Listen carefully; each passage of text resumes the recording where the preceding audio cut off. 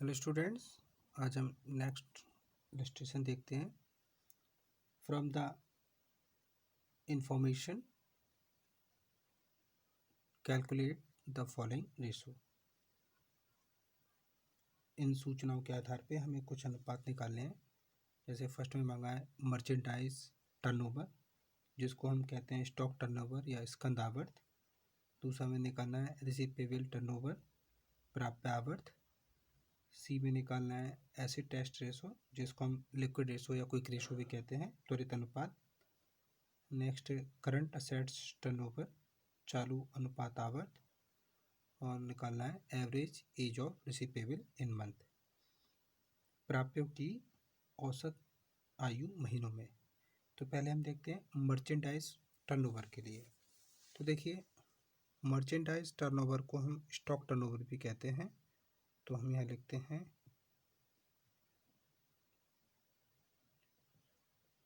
Merchandise, उसको short में कहेंगे स्टॉक टर्नओवर।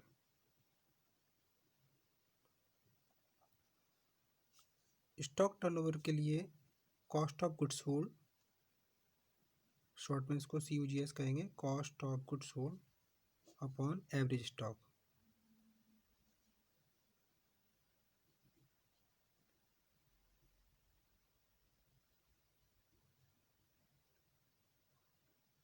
तो देखिए, क्वेश्चन में हमें कॉस्ट ऑफ गुड्स सोल्ड भी निकालना है। तो कॉस्ट ऑफ गुड्स सोल्ड निकालने के लिए अगर हम सेल्स में से ग्रॉस प्रॉफिट सब्ट्रैक्ट कर देते हैं तो कॉस्ट ऑफ गुड्स सोल्ड निकल जाता है। तो यहाँ पे दो कंपनियाँ हैं, ए लिमिटेड बी लिमिटेड, दोनों के लिए निकालते हैं। तो देखिए, पहले हम सेल्स देखेंगे। सेल्स ए की बात करें तो एक कंपनी की सेल्स है annual sales 1 lakh, B company की है 1,20,000। ये कंपनी ए के लिए है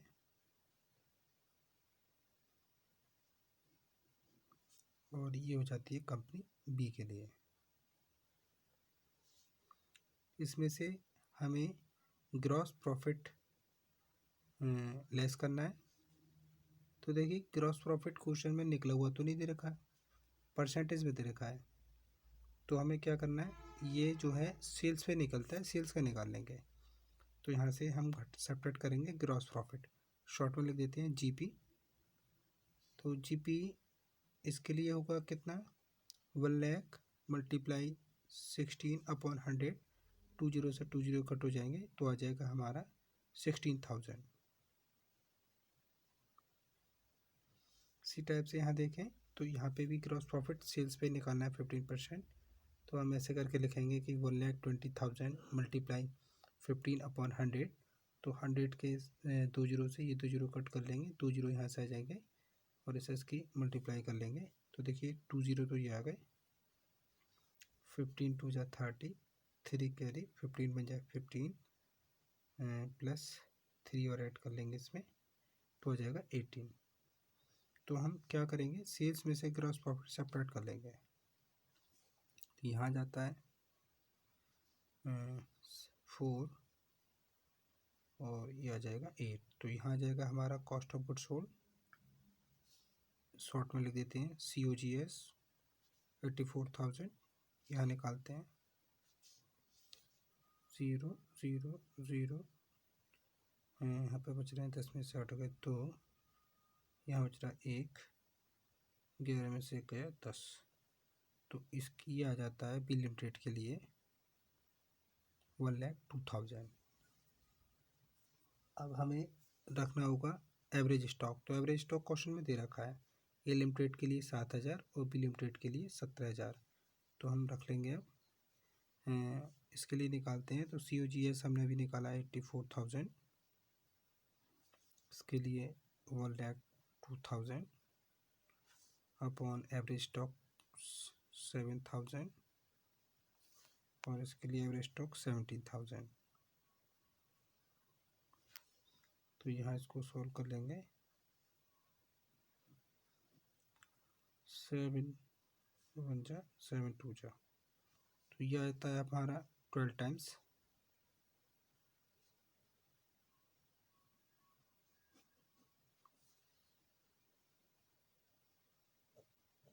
17 6 102, तो इसका आ जाता है 6 टाइम्स। यह आया था 12 टाइम्स और यह है 6 टाइम्स। नेक्स्ट क्वेश्चन में मांगा है रिसीवेबल टर्नओवर। निकालते हैं इसको, देखिए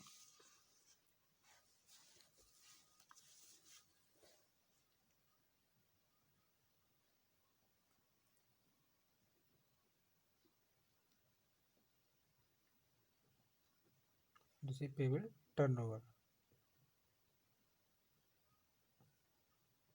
प्राप्य आवर्त।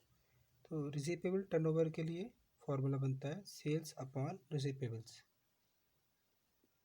Sales upon receivables.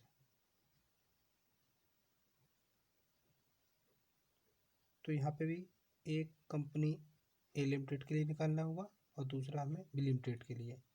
तो देखिए ए लिमिटेड के लिए सेल्स वही है 1 लाख और बी के लिए 1,20,000, 1,20,000। रिसीवेबल देखिए क्वेश्चन में इसमें दे रखा है रिसीवेबल एंड, और तो है नहीं, यही वाला रिसीवेबल है 12,000। और बी लिमिटेड के लिए रखेंगे हम यहाँ पे फिर 16,000, तो यहाँ रखते हैं 12,000 और यहाँ रखते हैं 16,000।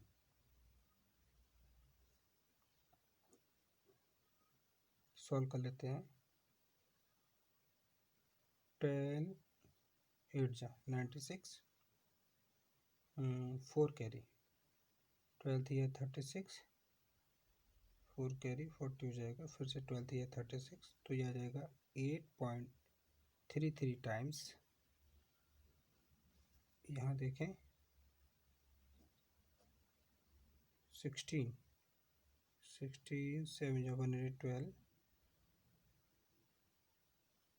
तो यहाँ बच जाएगा हमारा 8, 16 5 जा कर लेते हैं, तो यह आ जाएगा 7.5 टाइम्स। और क्या मांगा क्वेश्चन में, अब कह रहे हैं हमें निकालना है थर्ड पे एसिड टेस्ट रेशो, मतलब इसको कई नाम से पुकारते हैं, जैसे क्विक रेशो, लिक्विड रेशो। तो इसके लिए फॉर्मूला बनता है हमारा liquid assets upon current liabilities, और जो लिक्विड एसेट्स निकलती हैं वो करंट एसेट्स में से हम स्टॉक और प्रीपेड एक्सपेंस से सेपरेट कर देते हैं। तो पहले हम यहाँ क्वेश्चन में ए लिमिटेड के लिए और बी लिमिटेड के लिए करंट एसेट्स देखते हैं। तो क्वेश्चन में क्या था, करंट रेशो दे रखा था इसमें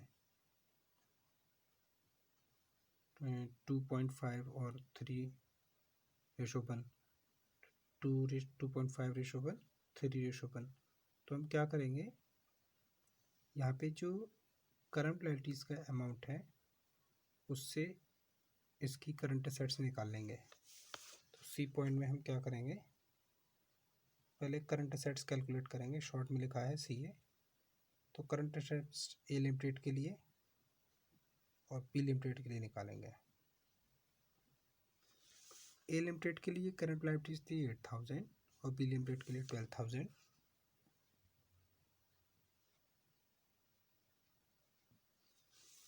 करंट रेशो इसमें है 2.5 और यहाँ पर 3, तो यहाँ इंटू करते हैं 2.5 से और यहाँ करते हैं 3 से, तो ये आ जाता है देखिए 1 2 3 1 2 3 25, 8 जा 200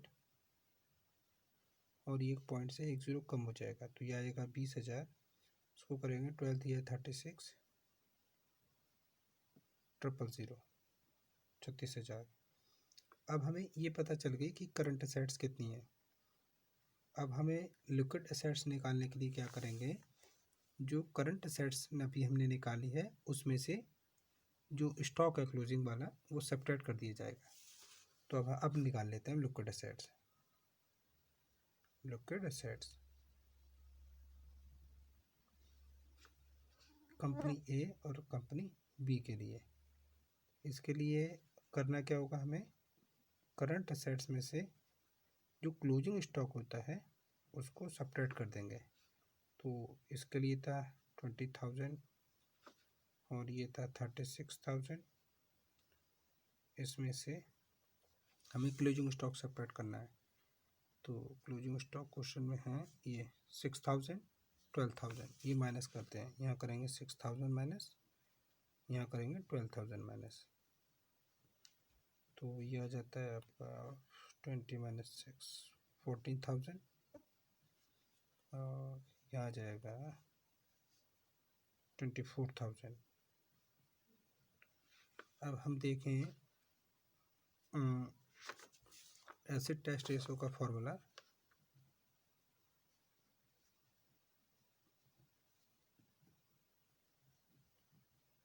तो देखिए एसिड टेस्ट रेशो का फॉर्मूला होता है liquid assets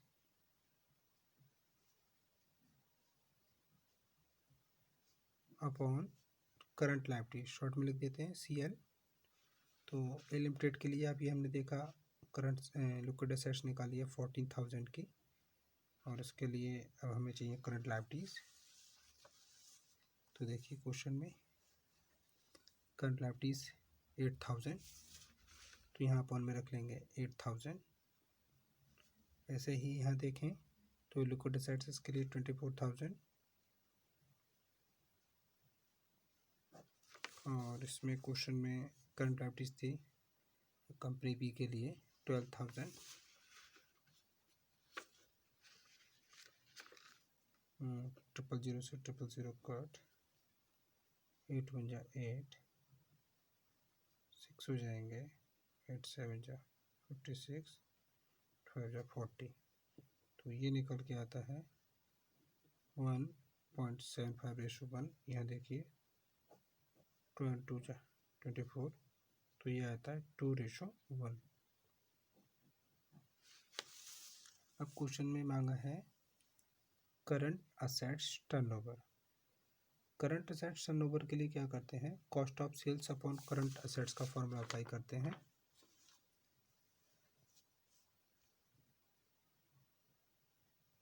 current assets turnover is equal to cost of sales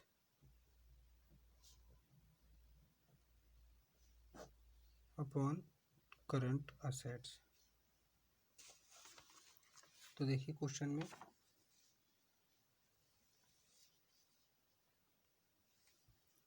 cost of sales देखें तो ए लिमिटेड के लिए 84,000 है और बी लिमिटेड की हमने निकाली थी 1,02,000।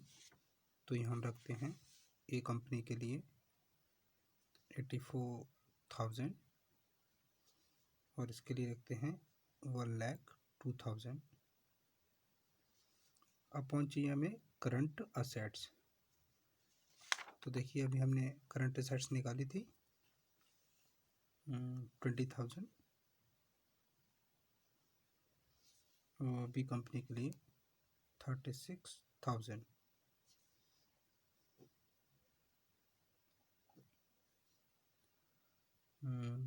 टू 4 जो 8, 2 2 जो 4 और इसके से पॉइंट लग जाएगा, तो यह आ जाएगा 4.2 टाइम्स।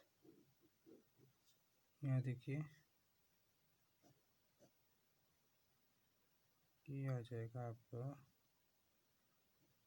2 1 जा 2 8 जा 2 5 जा 2 1 जा 18 2 जा 36, तो जाएगा आपका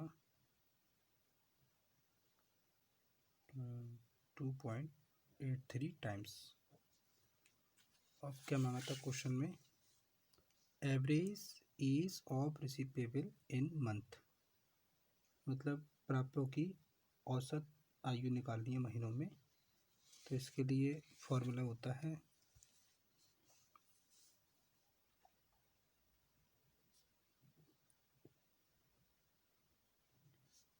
average age of receivable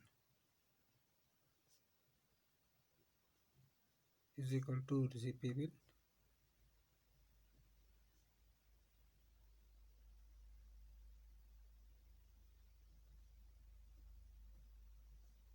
upon sales. अब यहाँ 365 के प्लेस पर हमें 12 मंथ लिखना है, क्योंकि महीने में निकालनी है। एक साल में जो है 12 महीने होते हैं। उसके अकॉर्डिंग ए लिमिटेड के लिए देखते हैं रिसीवेबल कितने हैं।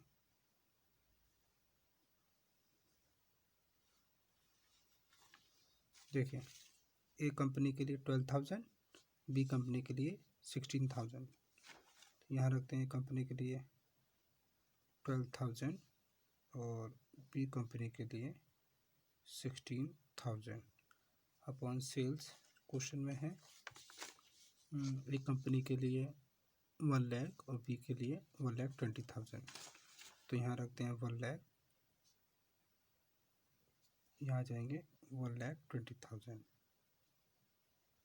तो यहाँ सॉल्व कर लेते हैं और 12 मंथ के मल्टीप्लाई 12 करते हैं। तो देखिए 000 से 000 कट, और ये होता है 12 जा 144,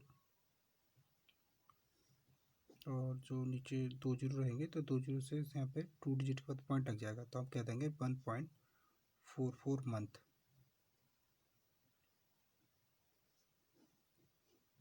यहाँ देखिए 000 से 000 कट